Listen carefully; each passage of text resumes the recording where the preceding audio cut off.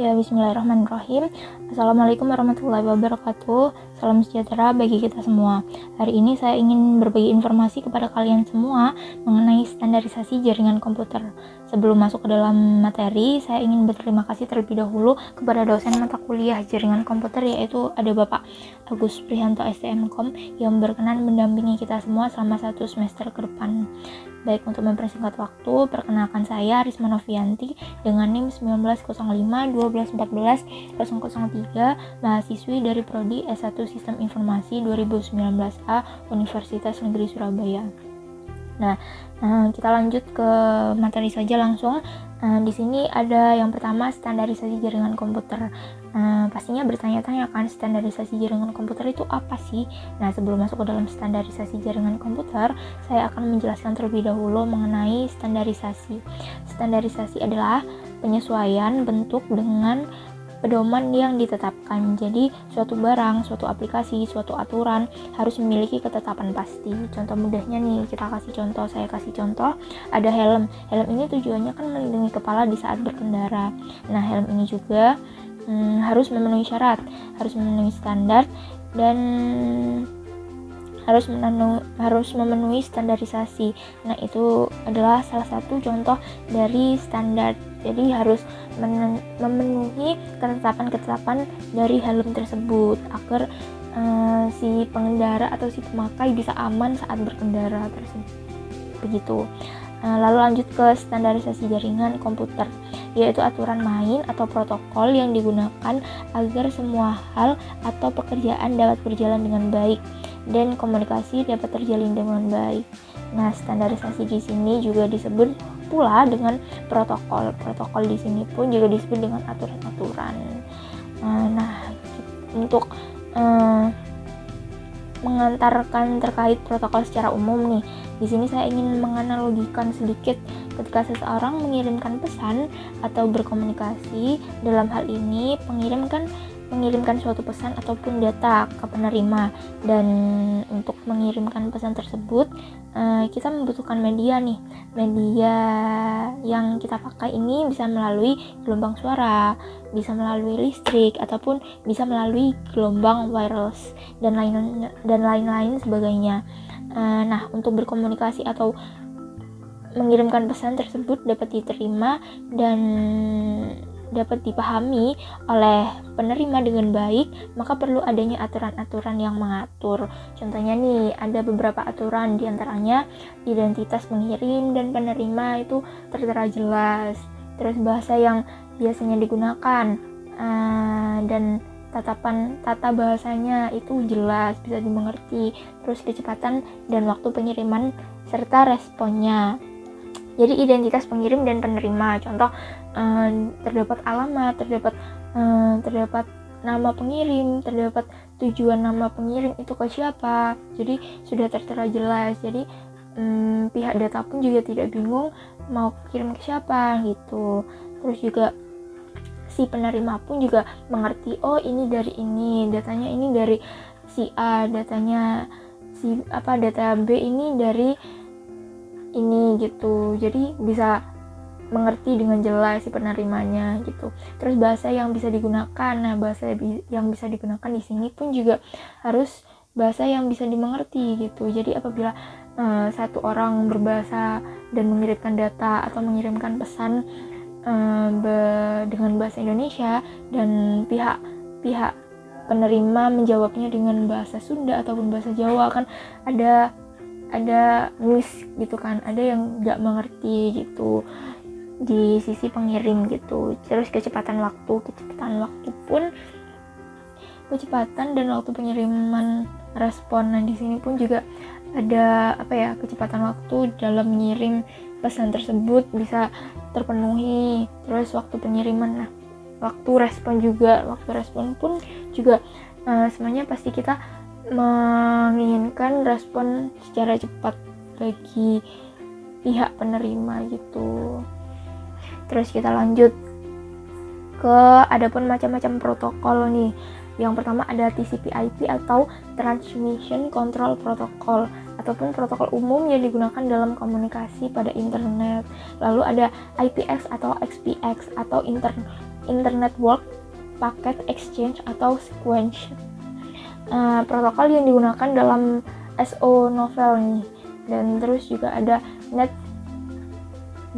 NetBEUI ini adalah NetBIOS Extended User Interface, dikembangkan oleh International Business Machine Corporation dan Microsoft pada tahun 1985. Seperti itu. Kita lanjut ke pembahasan selanjutnya, yaitu ada network model. Nah, di sini ada beberapa nih, ada TCP/IP dan OSI model. Nah, di sini TCP/IP kan terdapat 4 layer nih. Nah, 4 layer ini ada application layer, transport layer, internet layer, dan link layer. Sedangkan di OSI ini ada 7 layer nih totalnya.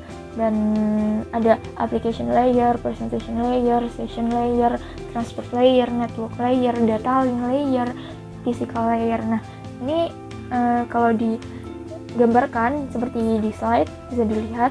Dan application layer ini, pada application layer pada TCP/IP bisa mencakup 3 layer pada OSI model. Itu terus untuk transport layer sama, internet layer pun juga sama. Untuk link layer pada TCP/IP model bisa mencakup 2 layer sekaligus pada OSI model gitu, seperti itu. Kita lanjut ke OSI layer yang pertama, atau bisa disebut dengan Open System Interconnection. Nah, ini sedikit nih saya ceritakan, ada sejarahnya. Kira-kira pada tahun 1977 dahulu, tepatnya di Eropa nih. Di Eropa terdapat sebuah badan penentu standar internasional yang disebut dengan ISO. ISO ini membuat sebuah protokol bagi jaringan yang bernama OSI dengan jumlah 7 lapisan. Nah, seperti tadi, 7 lapisan, 7 layer OSI. OSI ini kepanjangannya yaitu Open System Interconnection. Nah, yang memiliki tujuan agar semua merek atau produsen terkait jaringan dapat saling terhubung dengan cepat dan efisien nih. Pada layar ketujuh nih ada application. Nah, application ini disinilah kita sama ini berinteraksi, karena layer ini adalah penghubung antara aplikasi jaringan yang membutuhkan akses kepada si layanan jaringan, dan ketika kita gagal melakukan komunikasi jaringan, layanan ini juga yang menyampaikan pesan kesalahan jika terdapat kendala pada jaringan tersebut. Jadi ada service centernya seperti itu. Lebih mudahnya, contohnya nih, ketika kita ingin mengakses sebuah internet, atau kita browsing, melakukan percakapan messenger, atau mengirimkan email, streaming video ataupun sejenisnya, ataupun mendengarkan musik juga bisa. Terus pada layer ke-6 ada pun presentation. Nah, presentation di sini adalah layer yang paling mudah bagiannya, yaitu dimana mengubah bentuk data yang akan dikirimkan oleh aplikasi jaringan menjadi format yang agar sesuai untuk melewati jaringan tersebut, yaitu maksudnya. Contohnya nih adalah apabila kita ingin mengirimkan data berupa gambar. Kan kita mengirimkan sebuah gambar yang ternyata dijadikan format binary terlebih dahulu agar bisa dilanjutkan proses pengirimannya. Nah, ini adalah proses yang paling gampang di layer ke-6 atau presentation ini. Terus lanjut ke layer ke-5 nih. Disinilah proses apakah sebuah koneksi akan dibiarkan atau tetap berjalan atau bahkan dihentikan. Contohnya adalah ketika kita dipaksa keluar dari sisi login karena telah 10 menit lebih tidak melakukan aktivitas, seperti itu. Contoh mudahnya seperti kita membuka kamera. Nah, kamera itu ketika tidak digunakan nih, pasti ada notification yang isinya kamera tidak digunakan ataupun kamera tidak sedang bekerja gitu, pasti ada notifikasi. Nah, itu contoh kecilnya sih. Terus langsung lanjut ke layer 4, layer 5 maksud saya. Layer 5 ada session. Layer 5 di sini adalah proses apakah sebuah koneksi akan dibiarkan tetap ataupun lanjut pada layer 4. Di sini berbagai macam data yang dikirimkan dipecah-pecah menjadi beberapa bagian, diberi penanda sesuai urutannya nih. Nah, penanda itu kiranya yang akan menjadi petunjuk apakah data tersebut diterima secara utuh ataupun harus dikirim ulang, karena ada beberapa data yang hilang nih gitu. Jadi contohnya seperti itu, ketika mungkin koneksi yang dikirimkan itu kurang kuat ataupun bagaimana gitu. Jadi transport pada layer transport ini pun juga kita mengirimkan email nih, ternyata emailnya tidak bisa dikirim secara utuh karena terkendala koneksi seperti itu. Terus lanjut ke layer 4 atau network. Di sini network terjadi routing, pendefinisian alamat IP serta pembuatan header kepada paket yang akan dipilih. Contohnya adalah ketika kita ingin melakukan pengiriman data pada jaringan, data tersebut nantinya akan diberikan tugas mengenai di mana tujuannya, jalur mana yang akan dilalui agar bisa sampai tujuannya, serta tanda pengenal data tersebut sebagai data yang akan dikirimkan. Kira-kira ketika email nanti dikirimkan ataupun ketika data yang akan dikirimkan tersebut bisa mengetahui melalui media apa, dari siapa, dan menuju ke siapa gitu. Terus lanjut, contohnya ini lanjut ke data link layer kedua. Pada saat mendapatkan data dari layer 1, disinilah terjadi pemeriksaan kesalahan transmisi fisik. Di sini kira-kira penentuan operasi dari hub atau repeater dan switch yang terhubung dalam pengelompokan bit yang nantinya akan menjadi frame, dan pada aplikasi bagian ini adalah paling rumit dibandingkan layer-layer yang lain. Jadi aplikasi layer kedua ini adalah layer data link ini adalah data di mana layer paling sulit gitu. Dan pada layer ke-1 terjadinya pengiriman big data atau big data digital dari pengirim ke tujuan melalui media tegangan listrik atau frekuensi radio ataupun inframerah maupun melalui media cahaya biasa. Contohnya dari layer 1 ini adalah saat terjadi pengiriman big data dengan menggunakan kabel fiber optik. Contoh lainnya nih, ada penerapan dari layer OSI adalah saat melakukan komunikasi melalui jaringan di warnet. Itu salah satu contoh dari jaringan OSI. Ketika di mana data yang dikirimkan dari komputer penjaga warnet itu telah melakukan perjuangan begitu keras untuk bisa sampai ke komputer yang kita pakai. Seperti lebih ke waktu kan, dulu kan ada warnet yang 2000 gitu, pasti disetting dari komputer intinya itu 1 jam gitu. Jadi itu terus masuk ke komputer kita ke nomor berapa gitu, ke nomor 2 gitu misalkan, nanti bakal tersetting waktu 1 jam gitu. Terus juga dari apa yang sudah saya jelaskan tadi dapat kita simpulkan bahwa data yang akan dikirimkan harus diterjemahkan ke format tertentu dulu, yang kemudian bisa melewati sesi-sesi untuk lanjut ke pemberian tugas tentang siapa, kemana, di mana, dan melalui apa media atau data tersebut. Terus juga layar OSI merupakan protokol yang sangat menguntungkan nih, karena sebelum ditemukannya layar OSI sangat tidak bisa ataupun sangat tidak memungkinkan komputer merek ABMI ataupun komputer biasa yang biasa kita gunakan berkomunikasi dengan jaringan komputer merek Apple seperti itu. Jadi dengan adanya OSI ini dipermudahlah semua itu. Jadi komputer ABMI bisa berkomunikasi dengan komputer merek Apple seperti itu. Terus lanjut nih, di sini saya punya manfaat dari OSA layer. Yang pertama, membuat vendor yang berbeda yang saling bekerja sama. Jadi setiap vendor bisa saling menguntungkan. Jadi yang lanjut kedua, transmisi. Yang kedua nih ada standarisasi interface, maksud saya dimana tampilan layar akan ditetapkan terlebih dahulu. Jadi standarisasi interface ini tampilan layar pun juga harus distandarisasi juga. Yang ketiga ada kemudahan pelatihan network. Yang ini ya mulai dari sini kita beralih ke bentuk teks ya. Kita beralih ke bentuk teks merupakan pemodelan network yang paling banyak digunakan. Ya, ini di sini merupakan jaringan yang paling banyak digunakan oleh bagian vendor baik hardware maupun software.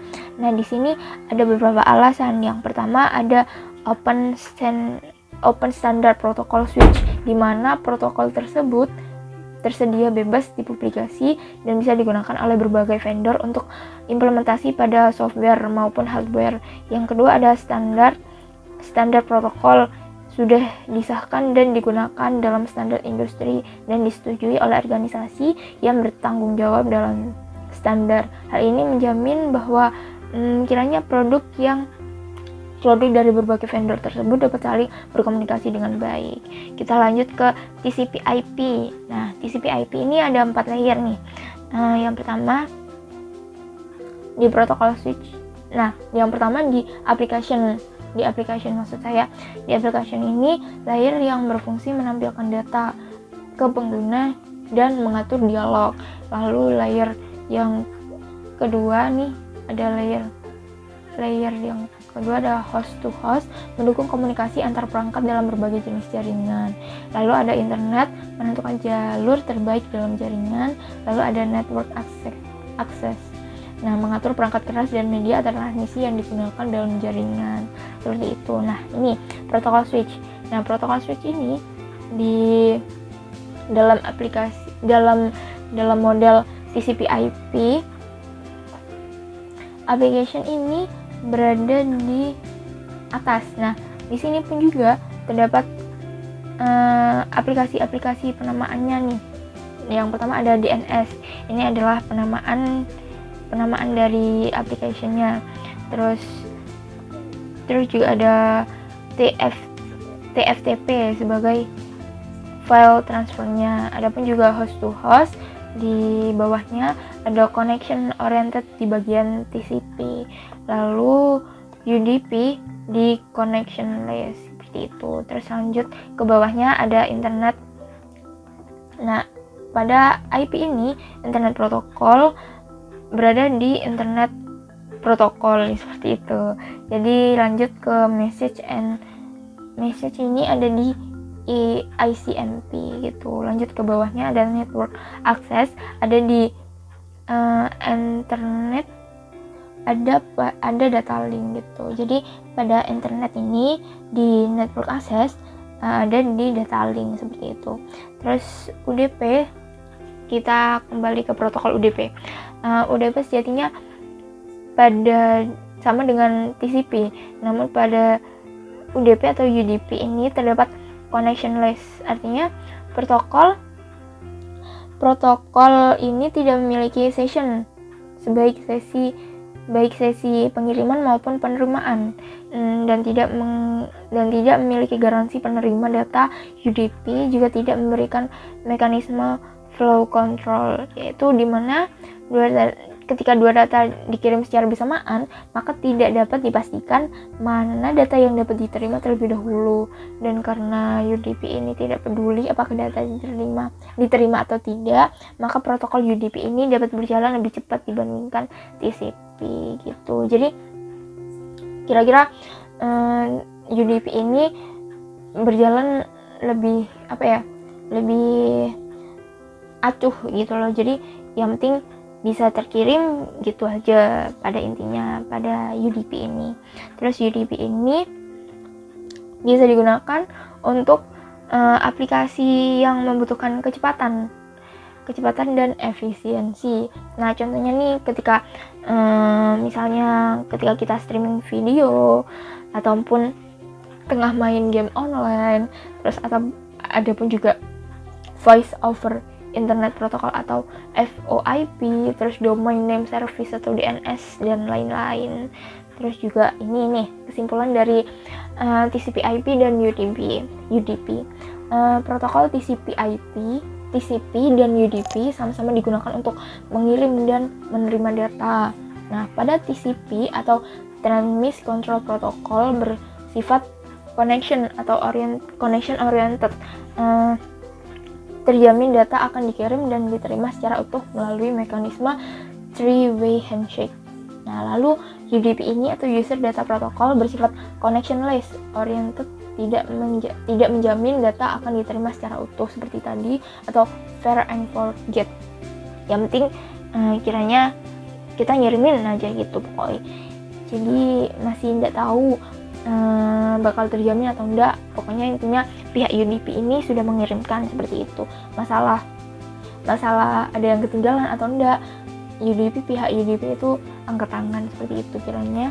Terus ada protokol UDP ini dapat mengirim data lebih cepat dibandingkan protokol TCP. Jadi karena UDP ini sifatnya yang penting dia mengirimkan, jadi protokol UDP ini lebih cepat dibandingkan TCP seperti itu. Kiranya penjelasan dari saya itu mengenai standarisasi jaringan komputer. Sekian dari saya. Apabila kurang lebihnya saya mohon maaf, ataupun ada salah kata saya mohon maaf.